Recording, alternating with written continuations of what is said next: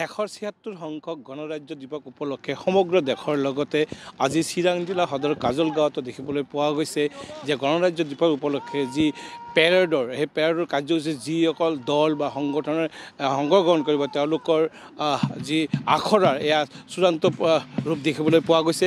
আজিৰ দিনটোত কাজলগাঁৱত এই মুহূৰ্তত দেখিবলৈ পোৱা গৈছে যে অসম আৰক্ষীৰ এটা দলে তেওঁলোকৰ যি সামৰিক যি কুচকাৱাজ এই পেৰেডৰ কুচকাৱাজত তেওঁলোকে অন্তিম আখৰাৰ অন্তিমটো দিনত আজি তেওঁলোকে এনেদৰে দেখিবলৈ পোৱা গৈছে প্ৰস্তুতি চলাইছে।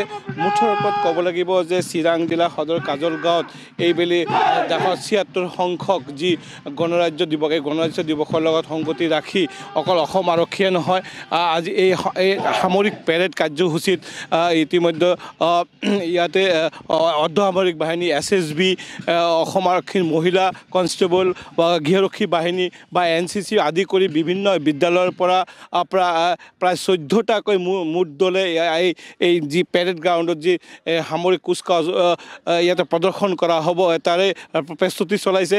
আজি কেইবাদিন ধৰি তেওঁলোকে কঠোৰ অনুশীলনৰ মাজেদি ৰাতিপুৱাৰ পৰা আৰম্ভ কৰি বিয়লি ২টা ভাগত তেওঁলোকে অনুশীলন চলাইছিলে আৰু অনুশীলনত দেখিবলৈ পোৱা গৈছে যে আজিৰ দিনটোত অৰ্থাৎ অন্তিমটো আজি আখৰা এই আখৰাত তেওঁলোকে নিজৰ যি চূড়ান্ত তেওঁলোকৰ যি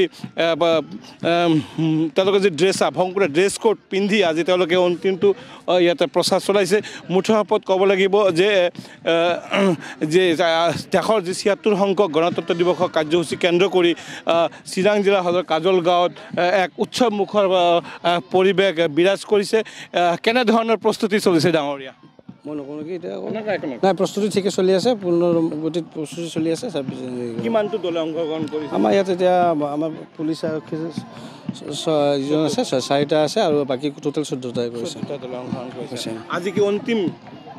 আজি চাই লোৱা হওক, আমি প্ৰেক্টিছটো হেৰি কৰি পেলাই আজি অন্তিম কৰিম বুলি ভাবিছোঁ। এখেত আছিলে আৰক্ষী বিষয়া। মুঠতে ক'ব লাগিব যে দেশৰ যি ৭৬ সংখ্যক গণৰাজ্য দিৱস এই গণৰাজ্য দিৱসৰ আজি অন্তিমটো তেওঁলোকৰ যি পেৰেডৰ জয়ন্ত, আপোনাক এই মুহূৰ্তত ধন্যবাদ জ্ঞাপন কৰিছোঁ আপুনি পৰিৱেশ দেখুৱাৰ বাবে।